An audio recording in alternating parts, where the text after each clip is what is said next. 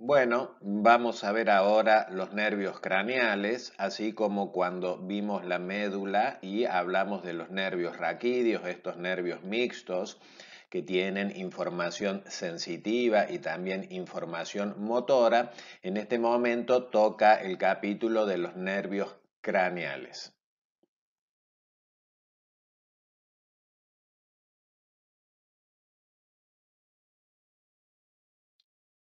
En imagen ubicamos los nervios craneales dentro de la clasificación general del sistema nervioso, por lo tanto estamos estudiando o vamos a ver ahora los nervios que corresponden a sistema nervioso periférico y que van a informar de distintas entradas de tipo sensorial y somática.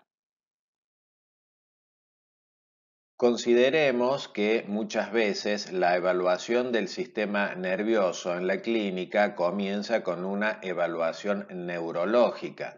En este sentido, se hace un estudio y una valoración a nivel sensitivo, a nivel motor y también a nivel de sistema nervioso central.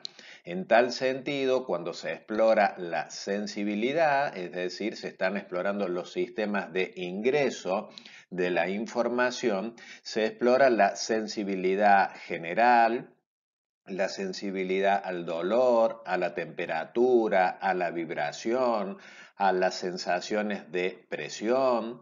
También es importante explorar dentro de esto que hemos visto muy vinculado a la médula espinal, corresponde también explorar los pares craneales, que son otros sistemas de ingreso de información sensorial y también motora. Por otro lado, es necesario la exploración específicamente motora, ¿sí? Que acá la tenemos representada, donde el neurólogo generalmente explora el estado muscular de la persona, a ver si observa rigidez, si observa flacidez, es decir, va a estar atento al tono muscular, a la fuerza y potencia del músculo. También en el movimiento, la capacidad de coordinación del movimiento y la sincronización, como la respuesta a reflejos que hemos visto en clases precedentes. Muchos de ellos refieren a determinados segmentos medulares y regiones superiores, y la observación de movimientos involuntarios que pudieran existir que no correspondan estar presentes. Finalmente, con estos sistemas de exploración de ingreso y de egreso, la exploración se va a orientar hacia un relevamiento del sistema nervioso central en funciones básicas como la atención, la concentración, distintas formas de memoria, algunas son de corto plazo, otras son de largo plazo o de memoria remota o autobiográfica. También se va a valorar el procesamiento visual, la capacidad de reconocimiento también, tanto a nivel visual como auditivo, que permite, por ejemplo, la buena comprensión del lenguaje y de las palabras. Se va a evaluar también la fluidez para encontrar las palabras y poder hablar, poder comprender, poder expresarse. También se va a explorar el uso del espacio, la orientación temporo-espacial, la capacidad de planificación, de razonamiento y de juicio. Todo esto es una exploración que hace el neurólogo con fin de orientarse respecto de una posible patología, una posible etiología, una posible referencia tópica en el sistema nervioso central, y a partir de ahí justificar algunos estudios de mayor profundidad que terminen de avalar o de respaldar las hipótesis clínicas o diagnósticos con las cuales se parte en la evaluación o con los datos que se van encontrando a lo largo de la evaluación. Llegado el turno de la evaluación de los pares craneales, los tenemos aquí en pantalla a estos nervios, que en primera instancia vamos a considerar que hay nervios meramente sensoriales, hay otros motores y hay algunos que tienen funciones mixtas. Esta es una clasificación importante a saber, tanto como el número de los nervios craneales y el nombre que los identifica. En este sentido, estamos empezando a reconocer como nervios sensoriales el olfatorio, el óptico y el vestíbulo coclear. Ya vamos a ver con más detalle sus funciones. Los nervios motores son a nivel somático el troclear, el abducen, el accesorio y el hipogloso. Y a nivel somático y autonómico vinculado con funciones parasimpáticas, el nervio oculomotor. Y aquellos nervios que tienen funciones mixtas, sensitivo y motores, vamos a reconocer el trigémino en primer lugar, y uno que tiene funciones sensoriales, motores y vinculadas al sistema nervioso autónomo son los faciales, el glosofaringio y el vago. También a los fines didácticos podemos considerar los pares craneales en relación a algunos aspectos funcionales en común. Desde estos puntos de vista se reconocen como nervios sensitivos los pares 1, 2 y el 8.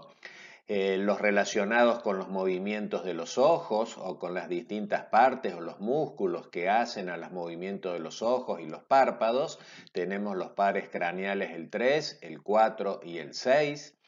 Los relacionados con la activación de los músculos del cuello y la lengua, los pares craneales 11 y 12.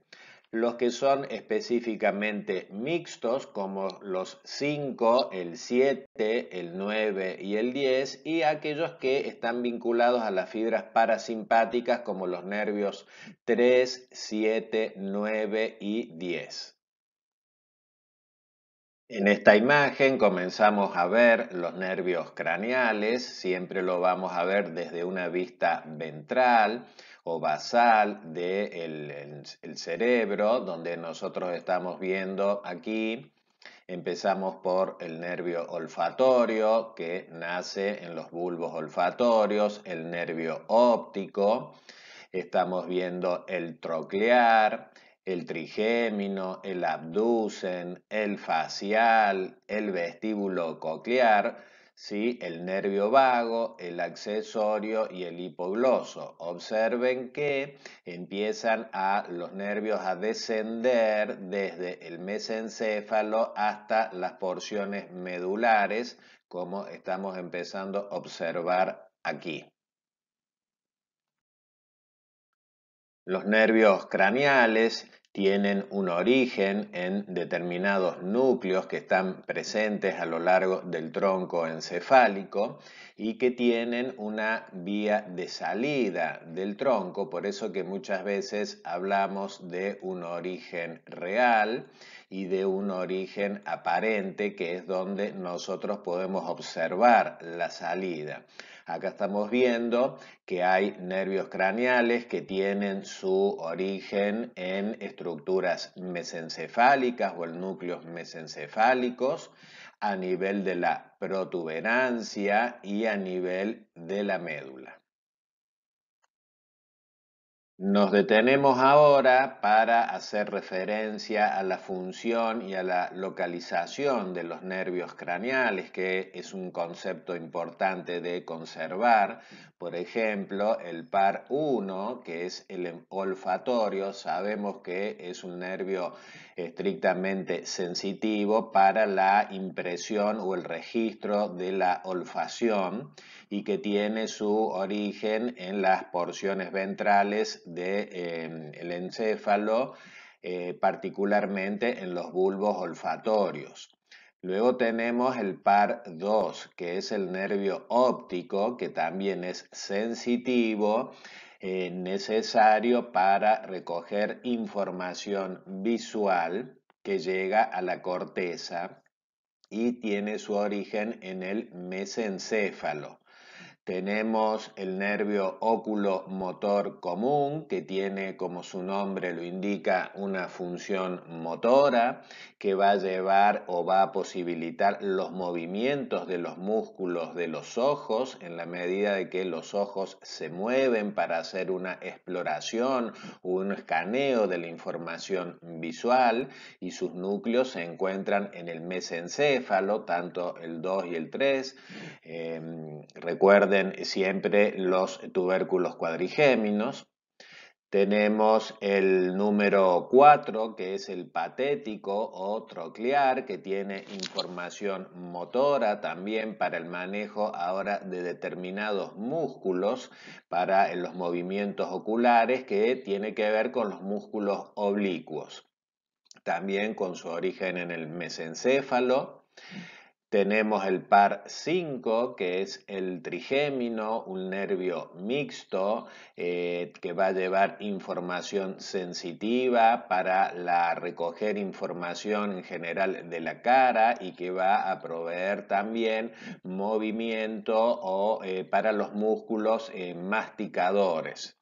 ¿Sí? Y tiene su origen en núcleos de la protuberancia. Luego tenemos el par 6 u óculo motor lateral, o también conocido como abducen. Es un nervio motor que va a llevar información hacia los músculos externos de los ojos, y de esta manera se posibilita el escaneo tridimensional con movimientos que van barriendo distintos aspectos del plano visual. Esto está partiendo desde el bulbo raquídeo. El par 7, que es el nervio facial, es un nervio mixto que va a inervar distintas glándulas y que van a llevar la sensación de la lengua y del paladar en términos sensitivos. Recordemos también la importancia de las glándulas, por ejemplo, salivales, y que tiene su origen en el bulbo raquídeo. Luego tenemos el par 8 o vestíbulo coclear, es un nervio sensitivo que va a llevar información relativa a la audición y al equilibrio, que están íntimamente entrelazadas estas dos funciones desde la actividad de este nervio, y que tiene su origen en el bulbo raquídeo. Luego tenemos el par 9 o glosofaringio, que es un nervio mixto que va a llevar información sensitiva de tipo gustativa, pero también va a proveer información motora para los músculos que intervienen en la deglución en la medida de que se come. Tiene su origen en el bulbo raquídeo. Luego tenemos el nervio 10, el neumogástrico o vago, que también es un nervio mixto que va a informar y movilizar funciones bastante esenciales y básicas como la respiración, la cardíaca y la digestiva. Tiene su origen en núcleos del bulbo raquídeo. Finalmente tenemos los nervios el 11 y 12. El 11 es el accesorio o espinal, que es un nervio motor que inerva los músculos del hombro y del cuello, con su origen ya en el segmento inicial medular, y el nervio 12 o hipogloso, también con información motora específicamente para los músculos de la lengua, donde se recuerda la importancia que tiene la precisión de los músculos de la lengua, ya que están muy involucrados en funciones muy complejas, entre ellas el habla. En la siguiente imagen tenemos una síntesis gráfica respecto de la ubicación y de la funcionalidad de los distintos pares craneales. Por ejemplo, empecemos con el par 1, el olfatorio, que estamos viendo que es un nervio sensorial y habíamos hablado de la referencia al bulbo olfatorio, que estamos ubicando aquí en la porción ventral de los lóbulos frontales. Luego tenemos el nervio óptico, que también habíamos dicho que era un nervio sensorial que iba a llevar la información visual a partir de la lectura de los ojos. Luego tenemos nervios o pares craneales como el óculo motor, ¿sí? Que fíjense, este es un nervio que tiene función motora en relación a determinados músculos para los movimientos de los ojos, excepto músculos oblicuos y superiores. ¿Sí? Acá estamos viendo una representación para que tengamos una idea de todos los músculos que de alguna forma inervan a los ojos y que requieren de una precisión que involucra a distintos pares craneales. Si pasamos ahora a el troclear, ¿no es cierto? Es un nervio también motor, pasamos del 3, acá tengan en cuenta, al 4, ¿no es cierto? El troclear, que tiene esta función de movimiento de los músculos oblicuos superiores de los globos oculares. Luego pasamos al nervio 6, ¿sí? Del 4 al 6, porque están vinculados en relación a los movimientos oculares, en este caso para los músculos rectos. Todos estos entonces los asociamos a los movimientos oculares, como se puede observar acá, de distintos músculos. Tenemos, por otro lado, recuerden, el trigémino es un nervio bastante importante que tiene una función mixta porque recoge información sensorial de la cara, también la cara en general, la nariz, los dientes, y tiene una función motora que hace a la movilidad de los músculos que mueven las mandíbulas.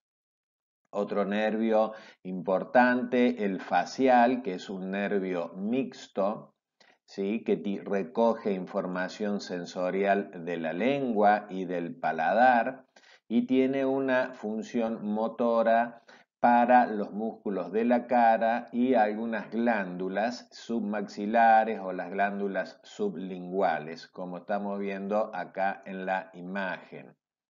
¿Sí? Luego tenemos el el nervio vestíbulo coclear, que es un nervio mixto que va a llevar información sensorial de tipo auditiva, ¿de acuerdo? Este nervio es meramente sensorial, ¿de acuerdo? Dado la información auditiva a través de un complejo que se encuentra en la región vestíbulo coclear del oído interno, como se va a ver más adelante. ¿Sí? Luego tenemos el glosofaringeo, que estamos viendo aquí. Esto sí es un nervio mixto que involucra un registro sensorial de las regiones motoras como la lengua en la región posterior, también algunas regiones que hacen a la deglución o al traspaso de la comida hacia el estómago, ¿de acuerdo? Las amígdalas, la faringe, también muy involucrados en los procesos del habla y los músculos en general para los movimientos de la faringe.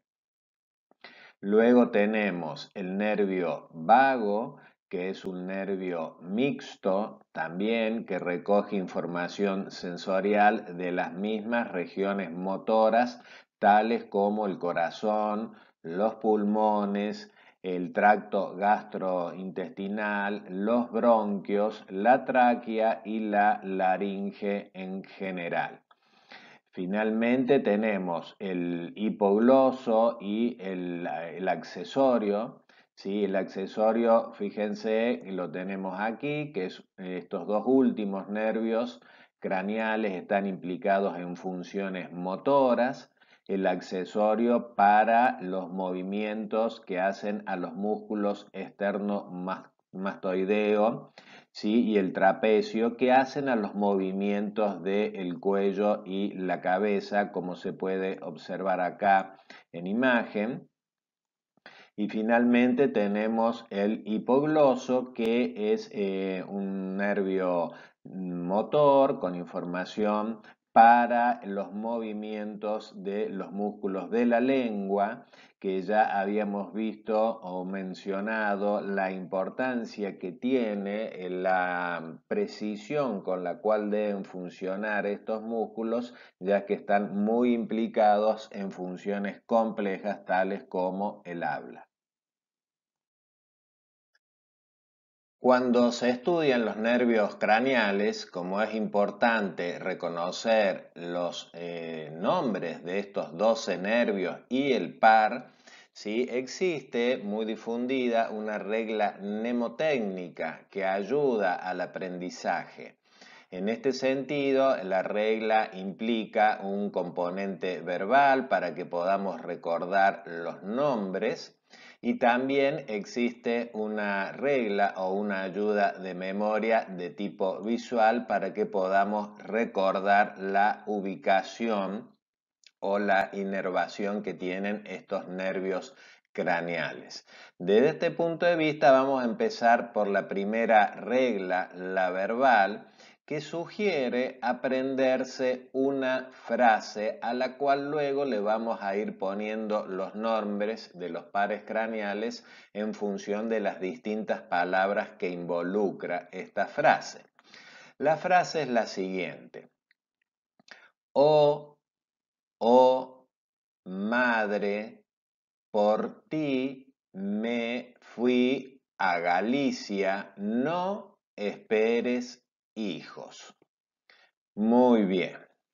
Pueda sonar un poco simpática la frase, pero sí vale si nos ayuda a recordar que la O primera refiere al olfatorio, la O segunda al oftálmico, ¿sí? O el visual.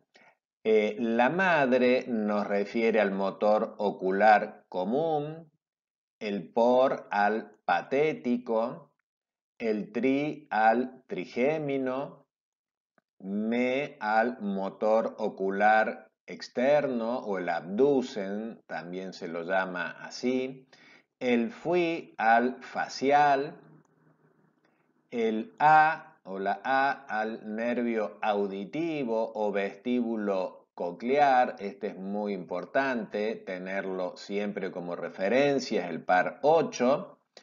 Galicia refiere al glosofaringeo, no al nervio neumogástrico o vago. Esperes al espinal o accesorio, y la palabra hijos, que nos recuerda al hipogloso dentro de esta regla mnemotécnica.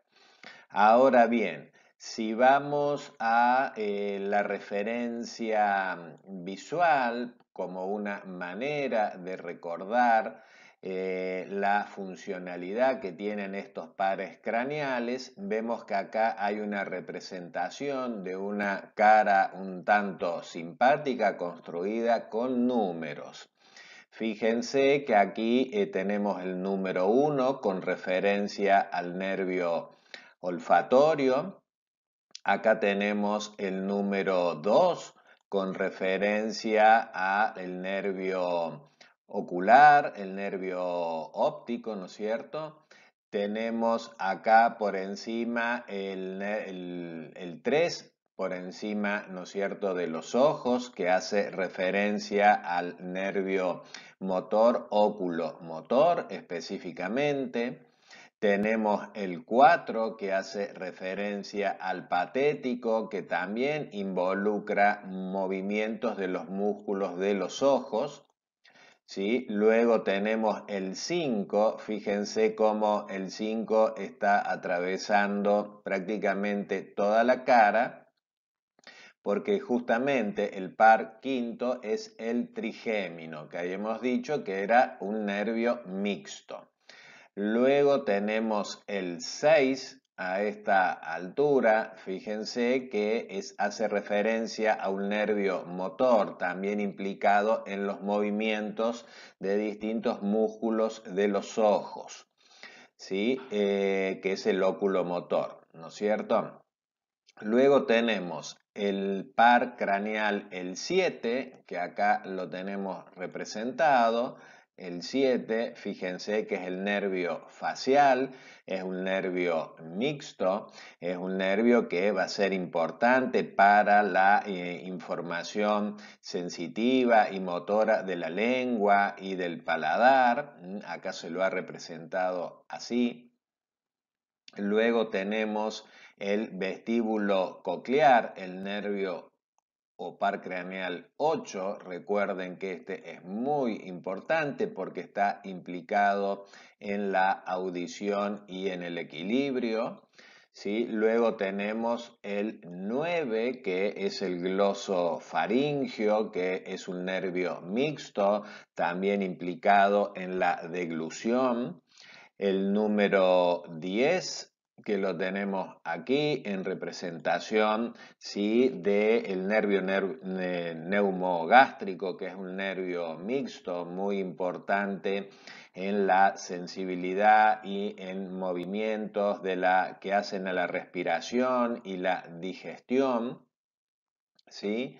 Y luego tenemos el nervio 11, que acá se lo representa como si fueran los hombros, ¿sí? Ya que es el accesorio, que es un nervio motor. Recuerden, los 11 y el 12 son nervios motores. El 11 o el accesorio o el espinal es un nervio implicado en los movimientos de los músculos de los hombros.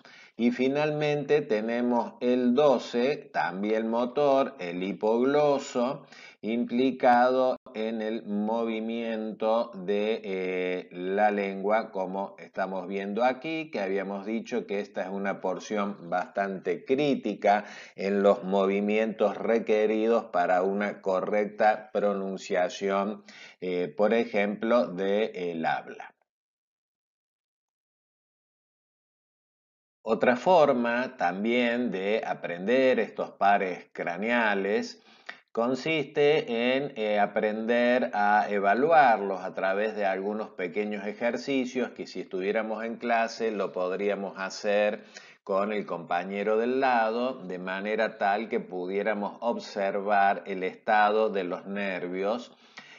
Pero evidentemente es necesario contar a veces con algunos materiales, algunos de los cuales se puede conseguir en casa.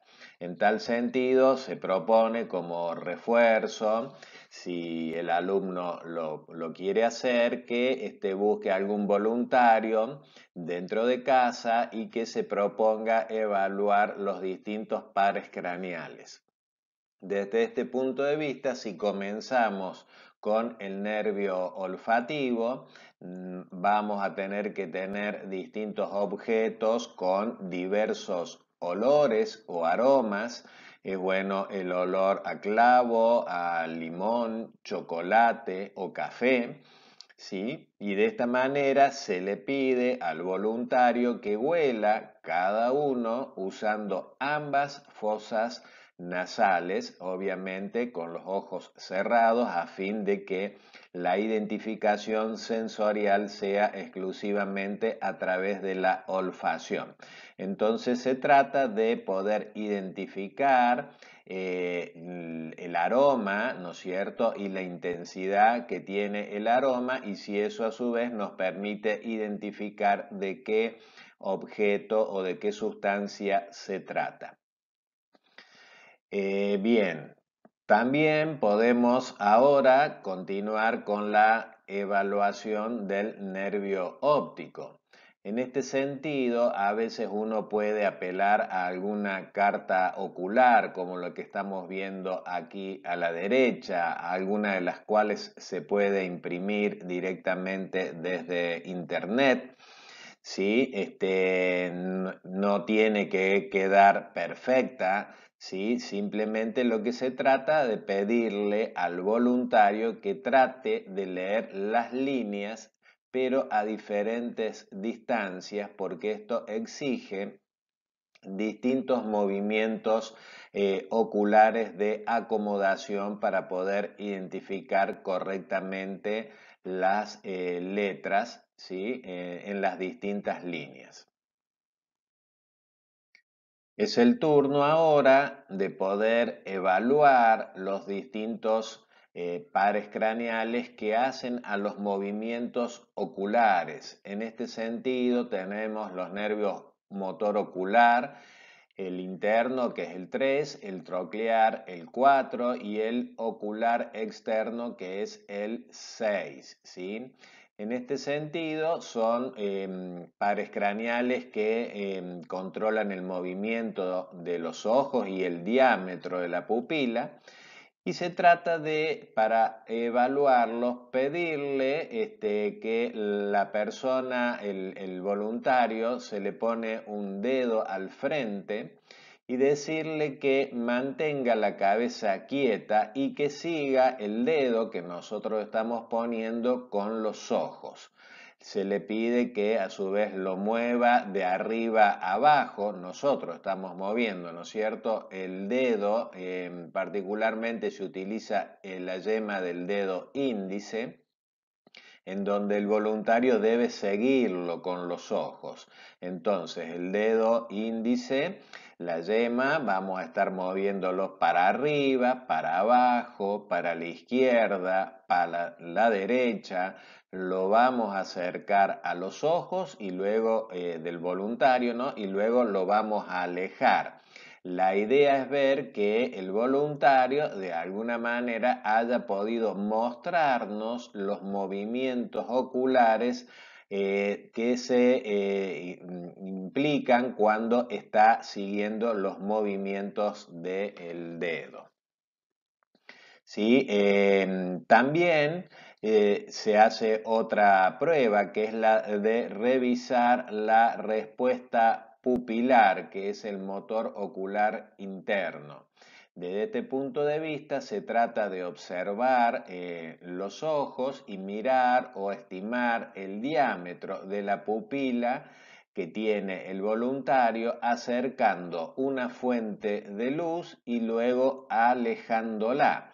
De manera tal que cuando se acerca esta fuente de luz para la cual se puede utilizar frecuentemente una linterna o la linterna del celular, ¿sí? No es bueno usar un encendedor, ¿no es cierto? O fuego, pero sí alguna fuente de luz.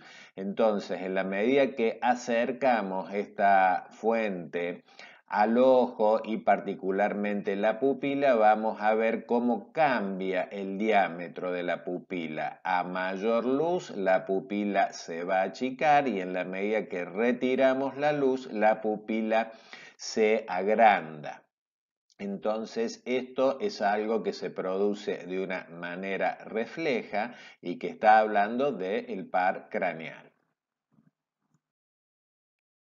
En esta imagen cobramos una conciencia de los distintos músculos que están implicados en los movimientos oculares y que hemos evaluado recientemente colocando la yema de nuestro dedo índice al frente de la persona para que siguiera los movimientos del dedo y de esta manera mostrar cómo se van moviendo los ojos, lo que implica la activación de distintos músculos, ¿sí? Que hacen a los movimientos. El oblicuo, ¿sí? El recto medial, tenemos un recto superior, tenemos un recto lateral y tenemos un recto inferior, de manera que ustedes están viendo que esto posibilita los movimientos de los ojos en todas las direcciones con las cuales hemos ido moviendo el dedo índice en su exploración. Desde el dedo índice que hemos ido desde arriba para abajo y de abajo para arriba para ver si nos va siguiendo. Lo hemos movido en términos de los laterales, de izquierda a derecha y de derecha a izquierda. También lo hemos movido en un sentido oblicuo, ¿sí? Y en la medida que la persona nos va siguiendo con su mirada, los movimientos, esto nos refiere el estado de estos pares craneales. También habíamos hecho referencia a la valoración del óculo motor acercando una fuente de luz, ¿sí? O bien alejándola, como podría ser usando una linterna, y tratar de valorar la variación en el diámetro de la pupila. En este sentido, fíjense cómo aquí tenemos digamos, un diámetro de la pupila en la medida que hemos acercado una fuente de luz. Esto se llama miosis, que refiere a la contracción pupilar que está regulando ese ingreso de luz, cerrando de alguna manera la pupila. Y en la medida que alejamos la fuente de luz, ¿sí? Lo que implicaría algún grado de oscuridad, fíjense cómo se incrementa el diámetro de la pupila. Entonces, esto se llama midriasis, que hace referencia a la dilatación y que está hablando esta prueba del reflejo oculomotor, algo que es enteramente automático.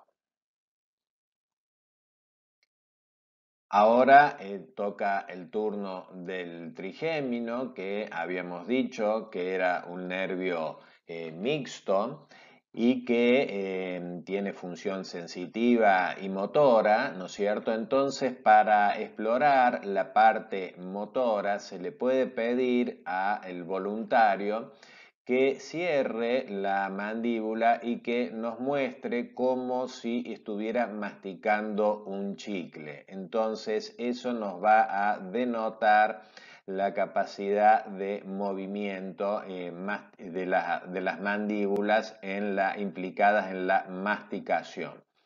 En relación a la parte sensitiva, se puede utilizar un trozo de algodón o algún material muy suave para rozar la cara del voluntario, ¿sí? Que no debe estar mirando, y cuando rozamos, la persona nos debe indicar cuando siente ese ligero roce, señal de la integridad de la información sensitiva.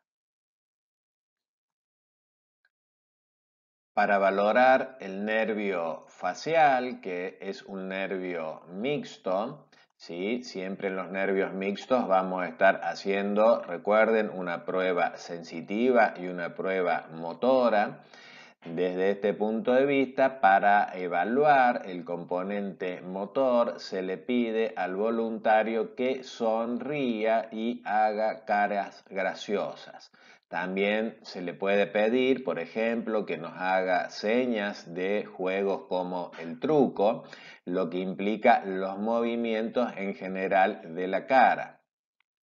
Para la parte sensitiva, que se había visto, entre otras cosas, como implicada en el reconocimiento, digamos, del sabor, ¿no? De la parte delantera de la lengua. Para ello se pide a la persona que cierre los ojos y que se le pone, que estire la lengua, ¿no? Y se les pone una gota de agua con azúcar o con sal en esa parte de la lengua, de manera tal que pueda identificar si se trata de un sabor dulce o salado. Bien, continuando ahora con el nervio vestíbulo coclear, que es el par 8, esto ya les había dicho como muy importante, porque es responsable de la audición y del equilibrio. Entonces, para valorar el componente de la función auditiva de este nervio, se le pide al voluntario que cierre los ojos y que identifique a qué distancia podría escuchar algunos sonidos que pueden llegar a ser muy leves, como el tic-tac de un reloj, tomado como referencia, ¿no es cierto? O también en el caso del equilibrio, ¿sí? Ahora que realice la prueba que hace el 4 con las piernas, ¿sí? O que puede hacer alguna prueba de equilibrio, como es levantar una pierna y quedarse sostenido con la otra. Estas pruebas están evaluando entonces esta función de equilibrio que antiguamente se utilizaban a veces para valorar el estado de alcoholemia de algunos conductores de autos cuando no existían las mediciones más concretas como los aparatos que se utilizan actualmente, pero sí se hacía bajar al conductor y se le hacía realizar algunas pruebas de equilibrio, considerando que el alcohol es una de las funciones que altera. Nada más que cuando esto ya está alterado, el gramaje de alcohol en sangre ya es bastante elevado. Vamos ahora a evaluar el nervio glosofaringio y el vago. Para esto se le puede pedir al voluntario que se le da un vaso de agua, ¿no es cierto? Y se le pide que tome un vaso de agua de manera de observar el reflejo de deglución, es decir, en qué medida y con qué facilidad la persona es capaz de beber el agua y tragarlo sin ninguna dificultad. El glosofaringio, como es un nervio también responsable del gusto, pero en la región posterior de la lengua, en este caso le vamos a poner esas gotitas de agua salada o de agua azucarada en la región posterior con el fin de que identifique el sabor dulce o salado. Luego tenemos el nervio accesorio espinal, ¿sí? El par 11, recuerden, el 11 y el 12 son nervios motores. ¿Sí? En este sentido, vamos a evaluar la fuerza de los músculos que mueven la cabeza y se le pide a la persona, es decir, le vamos a poner a la persona las manos, sobre todo una mano al lado de la cabeza del compañero, y si le pide que mueva la cabeza de lado a lado. Lo que quiere decir que si estamos poniendo nuestra palma de nuestra mano en un costado o en un lateral de la cabeza, le pedimos que la persona mueva en esa dirección y nos va a dar una idea de la fuerza que tiene que hacer para vencer la resistencia de nuestra mano. ¿De acuerdo? Obviamente estamos utilizando una presión leve como para que la persona pueda mover, pero de alguna manera hace referencia a los músculos que están implicados en los movimientos del cuello y de la cabeza. Y luego tenemos el hipogloso, donde se le pide al voluntario que saque la lengua y que la mueva en lo posible para la izquierda, para la derecha o para arriba y para abajo. Entonces esto nos hace una demostración de la movilidad implicada en la lengua como referencia de la integridad del par craneal 12 o nervio hipogloso. Bueno, esto es todo. Llegamos al fin de la clase. En esta ocasión hemos visto los pares craneales que ya habíamos anunciado que íbamos a ver cuando vimos los nervios raquídeos. Recuerden que se trata siempre de valorar aquellas instancias de ingreso de información de naturaleza sensitiva y también la implicación que esto tiene en el egreso de la información motora. Hemos hecho referencia a los 12 pares craneales, que es muy importante saber en términos de el par o el número y también en términos de los nombres. De la misma forma que poder identificar aquellos pares craneales que tienen una función sensitiva, que tienen una función motora y aquellos que tienen una función mixta, con algunas referencias de las principales funciones involucradas. También a lo largo de la clase, como para reforzar este aprendizaje que puede requerir de mucho esfuerzo por la memoria, por la repetición habitualmente implicado, les he dejado una regla mnemotécnica muy conocida dentro de los estudiantes de medicina, los estudiantes de neurología o de sistema nervioso para aprender los pares craneales, tanto en su nombre como tener una referencia en términos funcionales.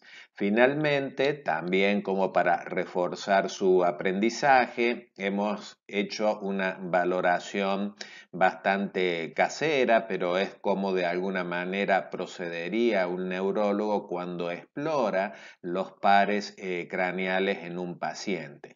Para ello, espero que les haya gustado, que hayan conseguido un voluntario, que hayan podido valorar algunos pares craneales con los ejercicios que les he dejado y que por supuesto espero que hayan encontrado una normalidad absoluta en todo lo evaluado. Bueno, espero que les haya gustado. Dejamos aquí el fin de la clase y ya saben que quedo a disposición en los horarios de consulta vía chat de la ABP los días viernes de 10 a 13 horas. Hasta pronto.